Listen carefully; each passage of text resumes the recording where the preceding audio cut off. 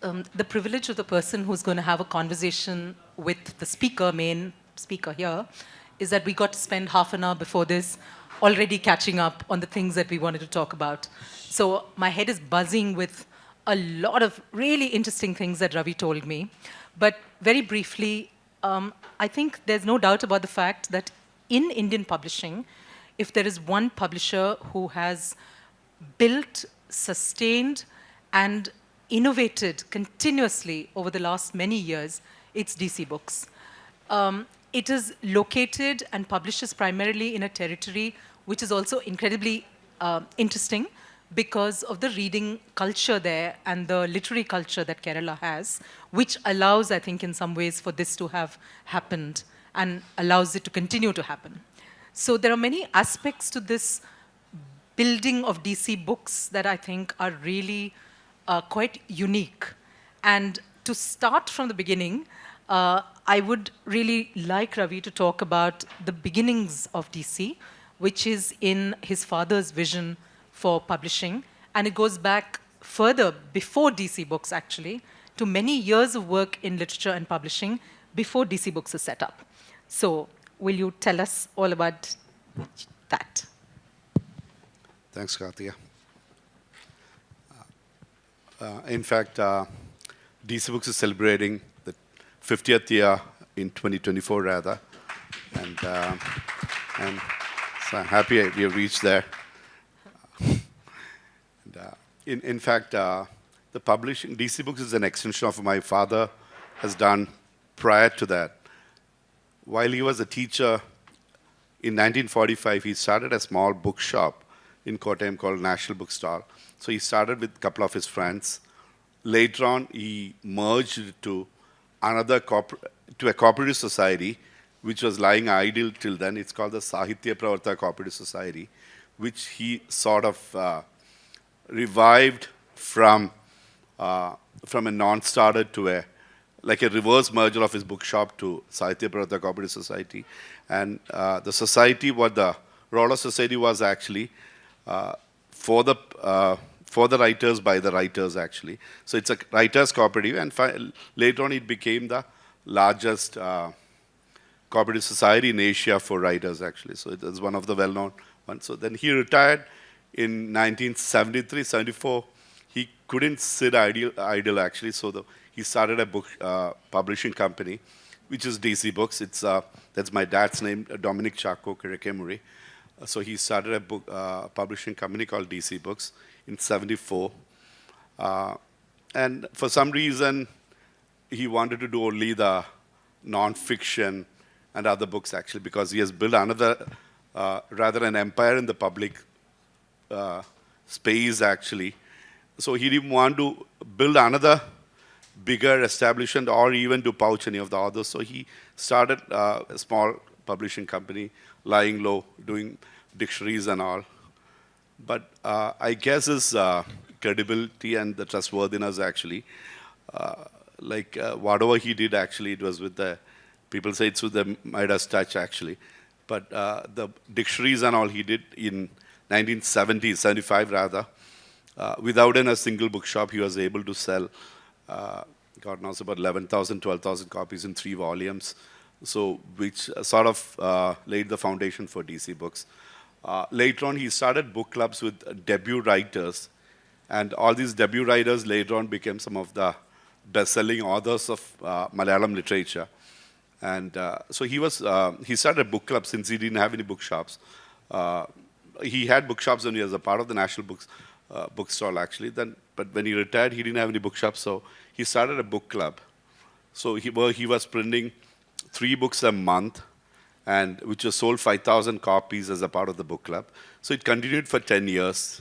In between, he sort of acquired another bookshop chain called the Current Books, Current Books, actually, which was founded in 1952. So that's how the whole ecosystem of the publisher and the bookseller thing happened. And I'm so happy that I'm in Current Books now. We are well represented across Kerala in every nook and corner, the smaller and the larger cities, actually.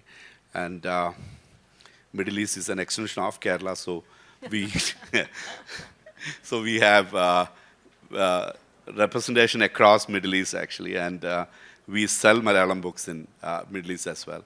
So we got a few million, more than 2 million Keralites living in UAE, Saudi, Oman, and elsewhere. So that's a kind of story actually. And a couple of things I want to add with this actually. There's a session with Aditi actually moderating that session, I believe. It's on the taxes, I mean, the GST regime in India. I don't know how many of you are aware that actually the the tax exemption or the abolishment of tax for books in India was actually my dad was a reason for that. So while he was imprisoned during the freedom days, actually one of his jailmates was the finance minister for Tirukochi state, and there he convinced him later on during when he was a minister to abolish tax on books because the government was getting less than 5,000 rupees as taxes during that year. And they did for the sake of knowledge as well as for inculcating reading. Later on, then Prime Minister Nehru took it as a mission to make it as an act of parliament to abolish taxes in India, actually. So that was one of the reasons. Now, I think it's the other way around, actually. We are not benefiting out of it. It's a headache for us, actually, now. Yeah. With the GST regime, that's a different thing. Yeah. So, and one of the paperback revolution in India also kick-started with DC Kizhakemuri. Actually, he published 10,000 copies of Tagiri's Chemmin in 1950s. That was probably the first book in India which sold 10,000 copies in one print run.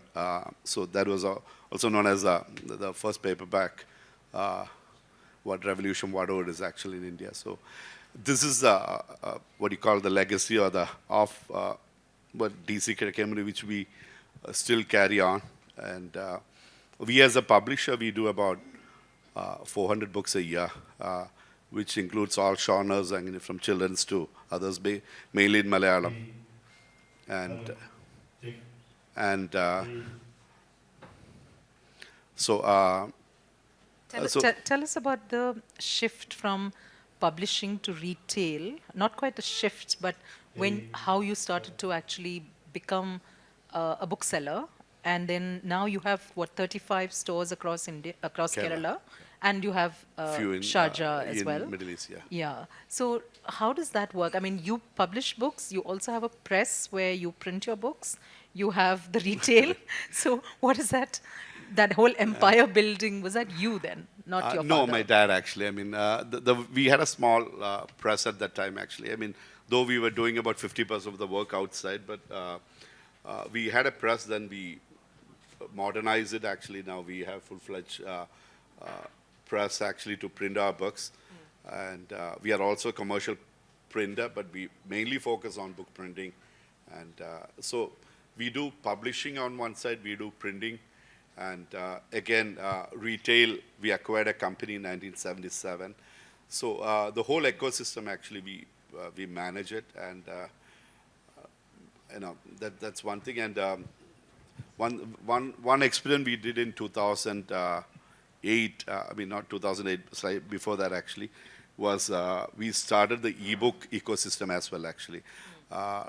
We had a device called the Wink.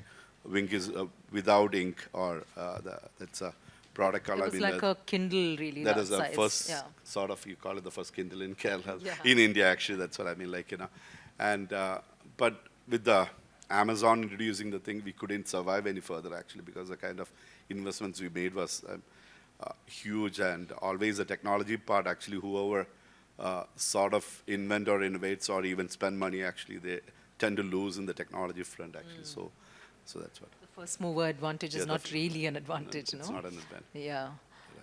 Tell us about your writers, Ravi. I mean, you work within a very particularly rich community of writers. Your father built several of the biggest writers in Kerala. But now there's a whole new generation of writers that is coming up. And you've brought a lot of them into translation as well, into English. And I think some of them are being published around the world as well. So there's a whole effervescence that has come from Malayalam publishing. In fact, I remember the conversation around the JCB Prize, which is the biggest richest prize, at least in India at the moment. And 3 books of Ravi's in translation, published by English language publishers, have won the prize. And I remember the year after that where people were saying, if it's Malayalam again, then there's going to be a problem. Like, we're going to be really upset with this. And there was, Valli was on that list, and I was so sure it would win the prize that year, but it didn't. But clearly, you've managed to kind of become larger than just Kerala, just Malayalam. In a sense, it's a conquest of the country itself in terms of the publishing landscape, right? With the JCB award, actually, I mean, of the all the 5 years, actually, our books were shortlisted. That's one thing. And after all 5 years, 3 years, the original books published in DC Books won the award, actually. So we were so happy with that. Actually, some of the books actually travel across, and in the very recent, actually, I mean, the last 5-10 years, most of the fiction we publish gets translated almost immediately into English. So it's a kind of what do you call the kind of writers and the kind of contribution the Malayalam writers make in the Indian reading scenario, and a lot of them have gone across as well. And Ravi, go backwards to the stories you were telling me about how Malayalam itself, the whole, from the missionaries onwards. I mean, I imagined that a lot of the reading culture that we have now is a fairly modern phenomenon, and that there's been a lot of effort put into it by state mechanisms or others.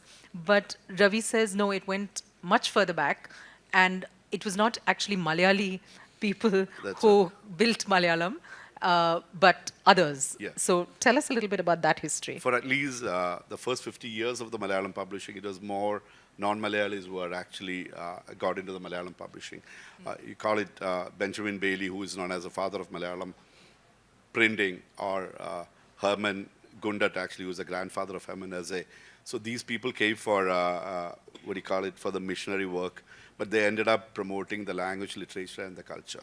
So they sort of have done the first dictionary, first newspaper, to the first grammar book, to the others, actually. So again, Paul, forgot his full name, actually. Paul Walker started the Western Star. So it's again an Englishman. Then Devji Bibji from Gujarat, S. Reddy from Tamil Nadu. So all these people actually from non-Malayalis were the ones who started the Malayalam publishing. Then the later on, I mean, like, be the Samarins or the Cochin, the rulers or the Travancore, they all invested more into education and reading more than anything else, actually, while the other parts of India were investing into a lot of other things, actually. Even the rulers were actually spending a lot of money on to education and reading. And at one point, actually, when the first government, the Kerala government, took over after the formation of the states, actually, the budget for education was 33%, actually. So that's the kind of budget we had it for 10-15 years in Kerala. I mean, most of the budget was spent on education. So if you look at the number of educated women in the country, I think Kerala ranks number one. If you look at the literacy, it is number one in the thing. And we had 6,000 libraries in 1945. Kerala is a small state. I mean, for the people who don't know, Kerala is a very tiny state, actually, with more than 2% speaks the language of Malayalam. But the number of libraries in Kerala is like every panchayat has about 8 libraries or 6 libraries. So that was also a reason, and so that's other thing. And again, the government has always spent. Even now, the library movement is quite strong.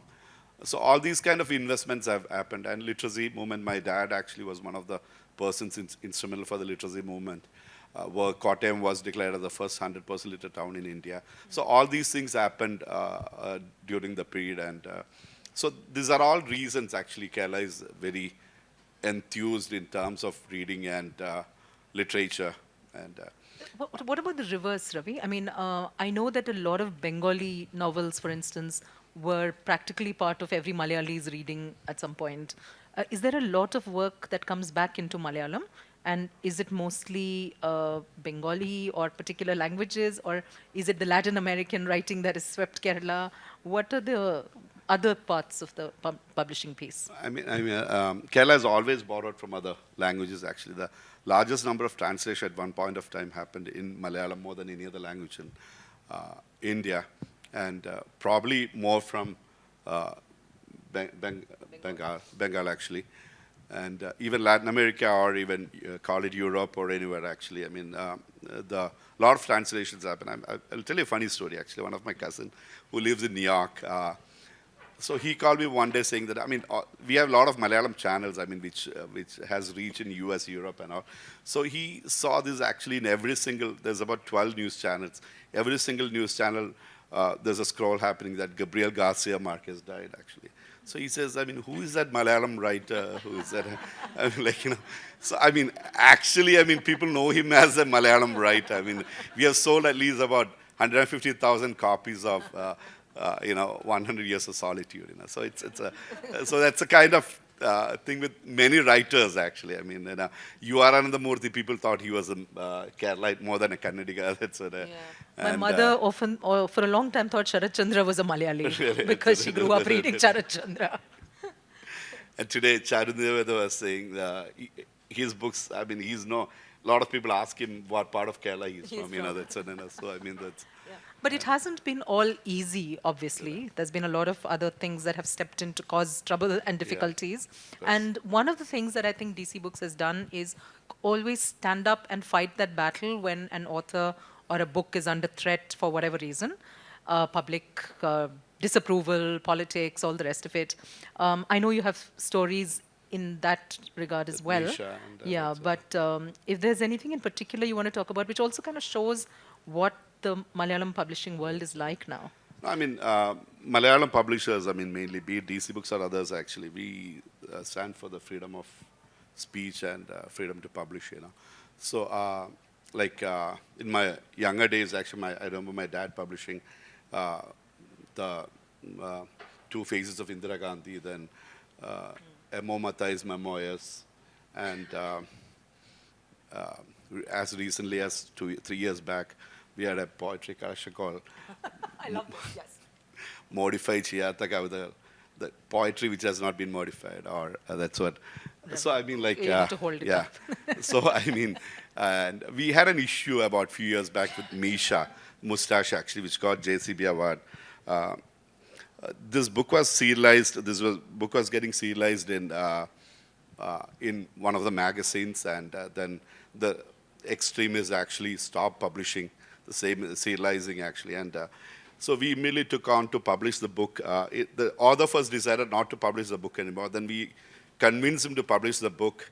Hadn't we convinced him, actually, all the Malayalam writers would have gone back and do a self-censoring on the books, actually. So we convinced him, we published the book, and literally we had 400 cops across Kerala guarding our shops during that time.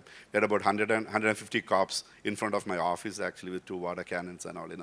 So these kind of things happen on every now and then. And another time, there's a stone pelting at my house, actually, by one of the extremist crowd, actually. So we do this entertainment every now and then, actually. But what is interesting is that it doesn't seem to get onto the national news, right? It's not as though everyone here would be immediately familiar and say, oh yes, we all know this happened. Why is that? Is it somehow a closed story?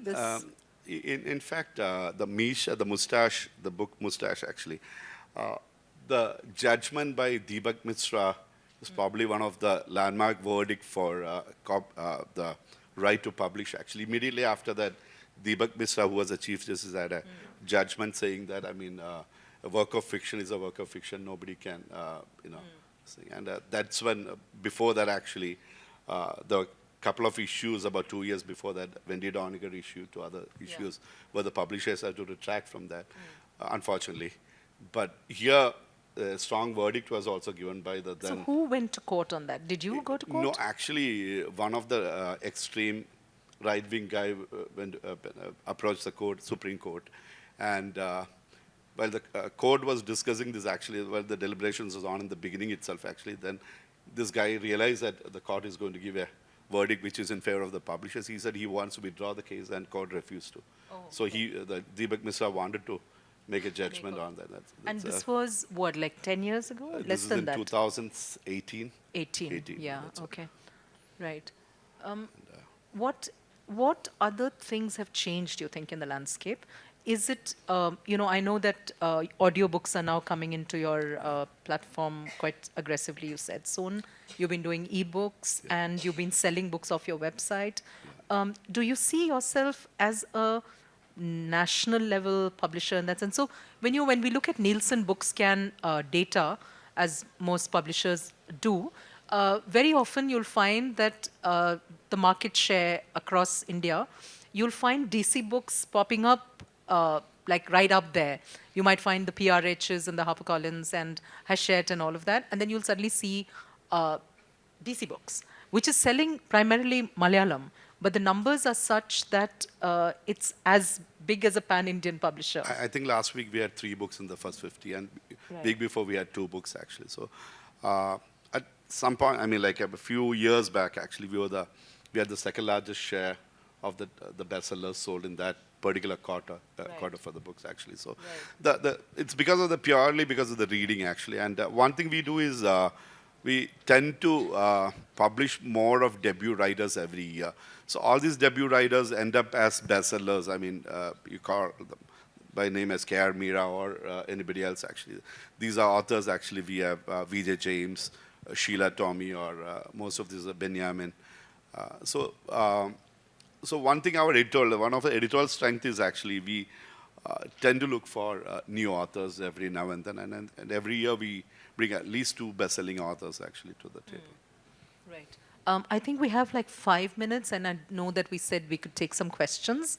But is there anything you want to add to this story before we take questions? I would say, I mean, like, like Sahitya Pravartak Cooperative Society being the society by the writers for the writers, actually, the writers still see DC books as for the writers kind of thing, So we have a lot of, I mean, like 85 to 90% of the writers publish through DC books actually, because they have a lot of trust and with DC books. That's probably the reason we survive and we exercise. Questions, right? Yeah. I just wanted to say that I'm sure every single publisher in India here, whatever language we work in, we're all being terribly envious of you at this point, because it's just a dream situation to be in. A market that is really, really happy with new books and debut voices. The marketing efforts are obviously something that you are able to communicate and stretch to practically every reader, whether in India or Middle East. And before we ask a question, one last thing that I want you to talk about, which is your new Valentine's Day thing, because this is also to show that there's a lot of marketing and innovative marketing you're doing. It's not as though just because there are readers, you can just publish anything and they'll go for it, right? You're aggressively selling to them. Now, one thing, I mean, Valentine's Day is coming actually, and what we are doing is we are curating a book which is 32 pages, and we're giving it free to 25,000 people who register in advance actually. And we just started day before yesterday, and we have covered 15,000 people. These are new 15,000 people who will be coming to our stores across Kerala, who are youngsters, and so these are the kind of activities we try to continue to do, so that, I mean, we keep our market intact actually. Yeah, so giving away 25,000 copies of a book, I mean, that is not even something we could think about in most instances. But clearly you are able to take those risks because they're not such a risk at the end of the day. We invest on our readers actually, that's what I mean. Okay, stop it. I'm very envious now. Please, somebody ask a question.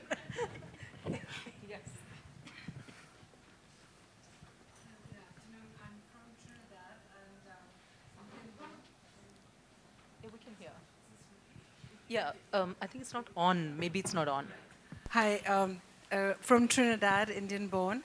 I'm really curious as to how you would define best-selling, because I know that, often publishers say that, oh, we never thought this book would make it this big. But you say that you've produced at least 2 every year of best-selling writers, or what are some of the elements that work in publishing when it comes to best-selling writers? In fact, starting from the number, actually, I mean, the best-selling, we define a best-selling from anywhere from 5 to 25,000 in the first print run is what we call it as a bestseller. and elements actually. I mean, editorial work on, we work on the editorial. I mean, like for example, we have a book called Ram Care of Anandi, which is a bestseller. It's a commercial fiction. So we have been working on the manuscript itself for more than a year actually to improvise on, and we work with the author. We work with the kind of target audience actually he's into, and the influence what he can bring into the table actually. These are some of the areas actually we really work on. And recently we have done an experiment with another book actually done by a author called N. Mohan, which was published about 15 years or 20 years back. And we thought that would sync with the youngsters now. And book is called Orikel actually. And we just experimented and we did close to 27,000 copies because it was more about the love, the romance and all, So. And this is in some 2 months, you said. It's in 2 months' time. We did 27,000 copies actually. That's it. I mean, depends actually. I mean, what the readers want at that particular point of time. One thing we do is actually we get sort of data from our bookshops itself. Who is coming, who is buying, and all. So we could depending upon the editorial or your marketing or the promotions can tweak in a way that this works well for the market. That's it. Thank you. Is there anybody else? We have done Million Mutinies in Malayalam actually. Of Nepal. VS Nepal. Right. One question. Okay, one question. Anybody? Nobody has a question. Oh, okay. How does it work for poetry?